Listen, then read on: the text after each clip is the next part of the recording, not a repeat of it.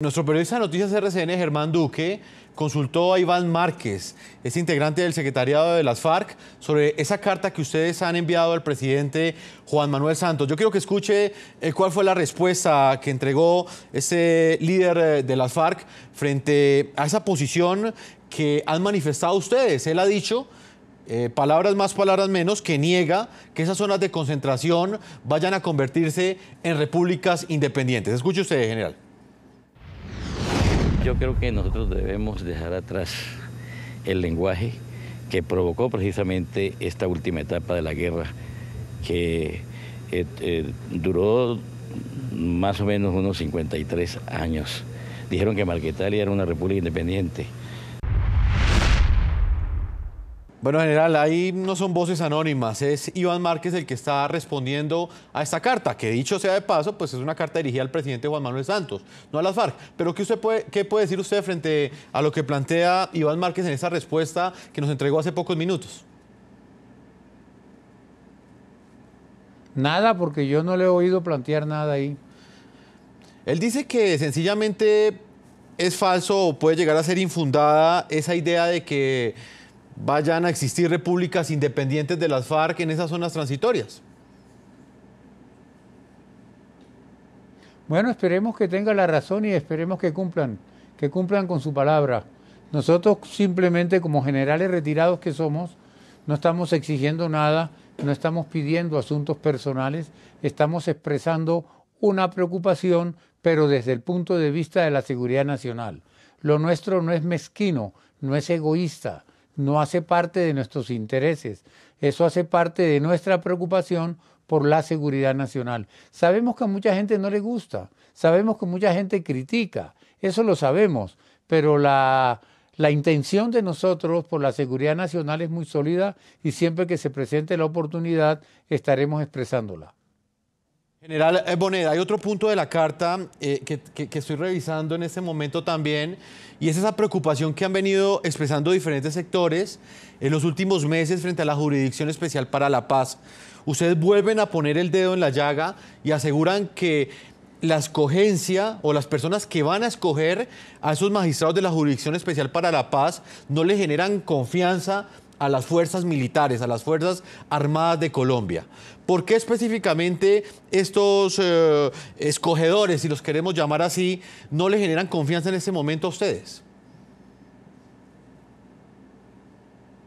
Eso tiene un antecedente y es que en el primer acuerdo de paz se decía que las personas que habían participado en el proceso de paz, en las conversaciones, etcétera, no participarían en este Tribunal de Justicia Especial.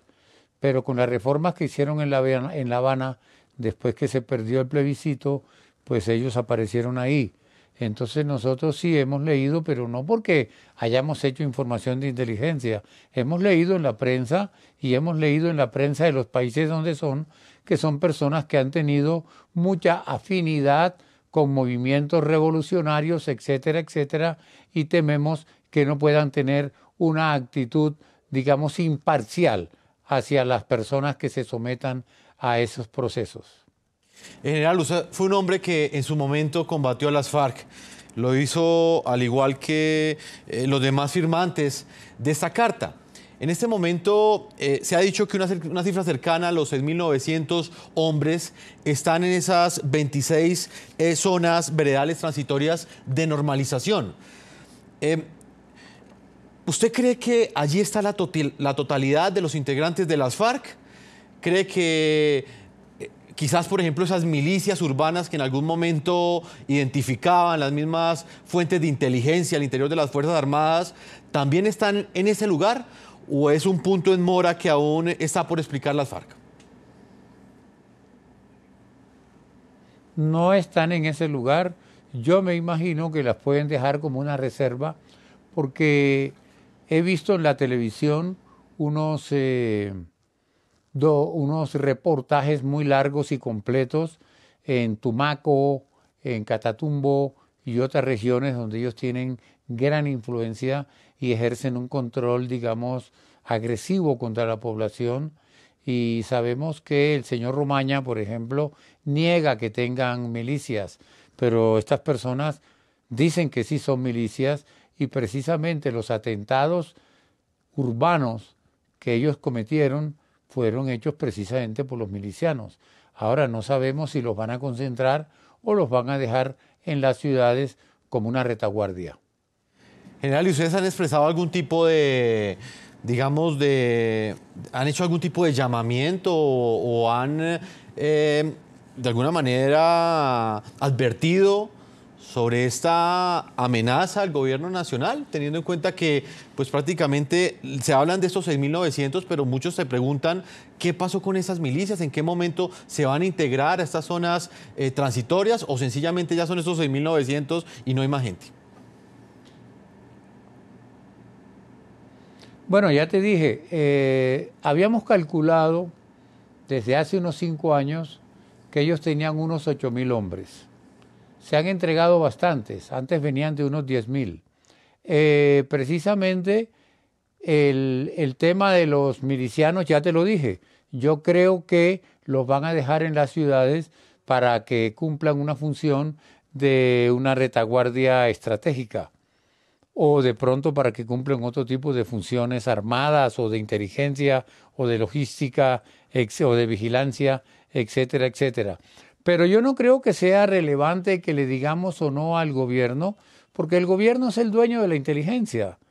El único dueño de la inteligencia en un país normal, viable como el nuestro, es el gobierno. El gobierno tiene todas las agencias de inteligencia a su disposición, que son las que le tienen que informar estas cosas. Nosotros nos enteramos por rumores de las áreas, por informaciones de las áreas, porque permanentemente estamos en contacto con las áreas. Nosotros prácticamente no nos retiramos. Nosotros vivimos en contacto cuando visitamos a dar charlas a los pueblos, etcétera, etcétera. Siempre estamos refrescando y actualizando nuestra información. Y así es la manera como la conseguimos. Pero el gobierno es el dueño de las agencias de inteligencia y seguramente que tendrá mejor información de la que nosotros tenemos. General, esta semana también, en medio de la celebración que hubo en diferentes sectores del país, o quizás un optimismo que hubo en un sector de la opinión en el país, llamó mucho la atención el papel que pues evidentemente ya comenzó a jugar la ONU. Digamos que desde hace unos meses lo sabíamos, pero en este momento ya es una realidad. Y es que será la ONU la encargada no solamente de registrar el armamento de las FARC, sino también de recibirlo y guardarlo en unas cajas, en unas cajas que pues han comenzado a llegar a estas zonas, porque pues los contenedores aún no han sido instalados por parte del gobierno nacional. ¿Usted cree que la ONU y esta comisión verificadora tiene el conocimiento necesario para establecer, por ejemplo, que las FARC realmente entreguen el armamento que ellos tienen en su poder? ¿O en esta labor cree usted que, por ejemplo, debería participar el ejército? No creo que la ONU tenga esa capacidad de saber exactamente si el armamento que le están entregando es el verdadero o no. Ojalá hubiese la posibilidad, como sucedió con las autodefensas en Ralito, en que la televisión, ustedes mostraron extensamente los armamentos, las armas puestas ahí en la mesa, y nosotros, los que más o menos conocemos el tema, podemos observar si esas armas son de combate o no. Pero yo no creo que la ONU tenga esa capacidad.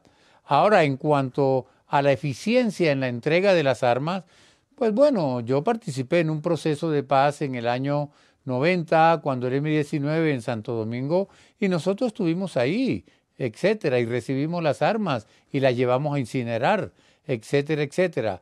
De tal manera que creo que la ONU estaba de acuerdo con que el ejército participara en esos temas de recepción, de guardar y de transportar las armas y llevarlas a los sitios de incineración, pero de acuerdo con la información que tengo, los señores de la guerrilla no aceptaron, que ellos se encargan de todo con la ONU y la ONU no tiene ninguna capacidad para saber qué tipo de armas le están entregando. Pues general en retiro Manuel José Bonel Ocarno, yo le agradezco a usted el tiempo que le ha concedido a nuestros televidentes Estas declaraciones que usted nos entrega hoy aquí en el programa de la noche son noticia en Colombia porque hacen parte de una carta que ustedes han enviado al presidente Juan Manuel Santos. Le quiero preguntar eso último. ¿Ustedes qué esperan como respuesta del presidente? ¿Esperan una respuesta? O sea, ¿esperan que quizás haya un pronunciamiento formal del primer mandatario frente a estos puntos que ustedes están planteando?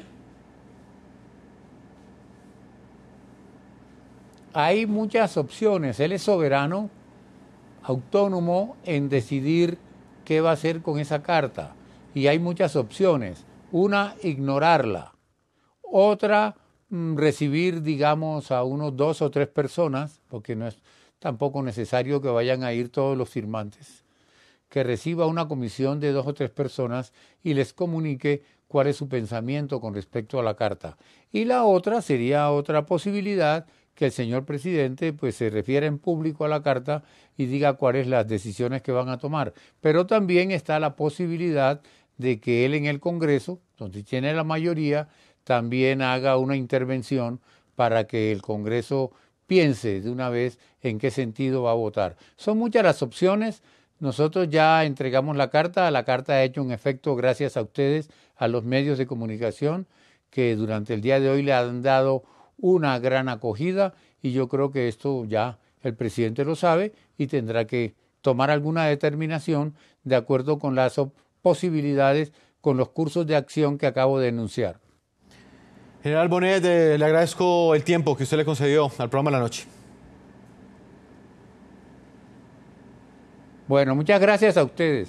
Vamos a hacer una primera pausa a comerciales y cuando regresemos estaremos analizando desde otro ángulo de opinión esa importante carta que han enviado 28 excomandantes de las fuerzas militares, de las Fuerzas Armadas y de la Policía Nacional. Una carta al presidente Juan Manuel Santos donde dejan en evidencia, como ustedes escucharon al general Bonet, una serie de puntos que a ellos les preocupan sobre la forma como se están en este momento organizando esas zonas transitorias, esas zonas veredales.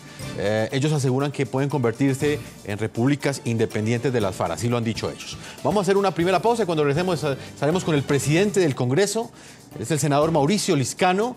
Ahí lo tienen ustedes en pantalla. Cuando regresemos estaremos hablando con él, no solamente de este punto, sino también de la forma como avanza en este momento la adecuación logística de las zonas veredales, de esos 26 puntos donde están 6.900 hombres de las FARC, y si estas zonas ya cuentan con las condiciones logísticas necesarias para que las FARC finalmente dejen las armas. Una pausa y regresamos a la segunda parte de este programa de la noche. Ya regresamos con La Noche.